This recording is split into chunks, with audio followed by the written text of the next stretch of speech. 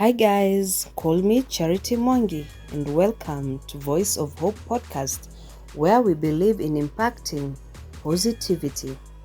It's another beautiful day for you to learn and improve yourself, and I want you to take a moment to ask yourself the following questions, which will help you determine where you stand. Number 1, do you often say yes to requests even when you don't want to? 2, do you feel guilty when you prioritize your own needs over others? Are you seeking external validation to feel worthy or valued? Do you feel anxious or uncomfortable when someone is upset with you? Can you say no without feeling guilty or over-explaining? How often do you communicate your thoughts and feelings? Do you neglect your own needs because you're too busy taking care of others? So what was your answer? Was it a yes or a no? To help you understand the reason as to why I asked you these questions, today we are going to talk about a subject that is affecting many of us: people pleasing, or simply being a pleaser. So who is a people pleaser? A people pleaser is a person who has an emotional need to please others, often at the expense of his or her own needs. With that said, I'm going to walk you through some 8 signs that will show you that you are not an extremely good person, but actually a people pleaser. Number 1, over apologizing. This happens when you're sorry most of the times, when there is absolutely no reason to, or for things that are out of your control. For example, you might find yourself apologizing for existing, like, let's say, sorry to bother you, when asking a reasonable question. You can also say sorry for taking up space. Another example is apologizing for someone else's actions by saying sorry they were rude to you, or sorry you had a bad day, when you actually had nothing to do with it. You can also over-apologize by saying, sorry for having boundaries. Sorry, but I can't make it. I am sorry, but I need some time alone. Apologizing for expressing an opinion. Sorry, but I just think. Sorry, I just wanted to add something. These are some of the ways in which you find yourself apologizing multiple times just to see to it that you don't get rejected or just to fit in. And this makes you a people pleaser. Number 2, being unable to say no. For example, taking on extra work. This comes in maybe when your boss asks you to finish a project that you know very well is going to take up a bit of your time, but you being a people pleaser, you just agree to it even though you had other plans. Another example of not being able to say no is agreeing to social plans that you don't want. For example, a friend asking you to go out for a night, and you agree as a people pleaser, whereas you know that you're very exhausted and you wanted a quiet night. Number 3, you agree with everyone. Here you keep your opinions to yourself and you listen politely, even when you highly disagree with whatever is being said.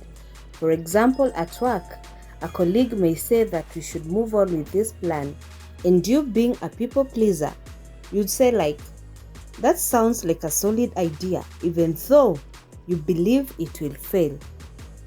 Talk of when you're with your partner may suggest that you should move to another city, and you being a people pleaser, you just agree with it, not questioning it, even though you really hate the idea. Even in social settings, a friend may say that pineapple on pizza is disgusting, but you as a people pleaser who loves pineapple on pizza might actually say, yeah, I don't know why people actually like it even though you know that you eat it all the time. Number 4, changing to accommodate others. A people pleaser often changes their opinions, behaviors, or even personality just to fit in or make others happy. For example, a people pleaser may want to impress a crush by saying that they love what they love doing too, something like hiking and going outdoors, even though they know very well that they prefer staying indoors. For a people pleaser, the happiness of others matters most than theirs. Number 5, being uncomfortable in conflicts. A people pleaser who is uncomfortable with conflict will do anything to avoid disagreements, even at their own expense. For example, when someone gives a rude joke to a people pleaser might end up just laughing it off, even though it hurts them, just because they do not want to get into an argument. Another example of a people pleaser is when a people pleaser has two friends who are arguing over something that's very important, but a people pleaser will view it from a point of a conflict and may end up telling them not to fight about it, and it's not a big deal. Number 6, taking responsibility for other people's feelings. A people pleaser often feels responsible for other people's emotions, even when those feelings are outside their control. For example, feeling guilty when someone else is upset. A friend may have had a very horrible day, and a people pleaser will come there saying, "I'm sorry," asking if it's their fault or if they did something wrong, even though they had nothing to do with it. Another good example is when a people pleaser tries to fix everything, especially somebody's mood. Like when a colleague sighs heavily, looking frustrated, a people pleaser may start asking if they are okay, what they can do, and even say that they'll fix it, even though it's not their problem to fix. Number 7, constantly seeking external validation. People pleasers always seek approval, praise, or reassurance from others to feel good about themselves. For example, if a people pleaser gets criticized in their workplace, instead of seeing it as an opportunity to grow and improve, they always start seeing it from a point of they are not liked, they must be seen as people who are terrible and cannot do anything right. Another thing is that they struggle to make their own decisions. If they are, for example, going to buy something, they always want to have someone there so that they give them their opinion. A people pleaser may also start doing things for the sake of approval, like joining a gym, picking up some careers, or even some hobbies, but not because they enjoy them. And also, when the people they rely on for their validation compliment them, they feel amazing. But if the same people criticize them, they feel worthless.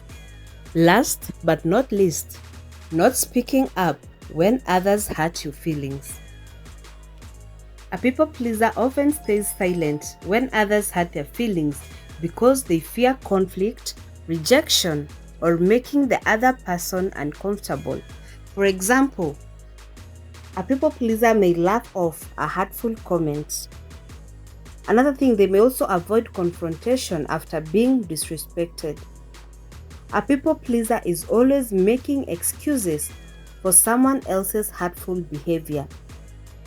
I trust that by now you know where you stand, whether you're a chronic people pleaser or you're someone who's well grounded on their principles and doing that which makes you feel fulfilled.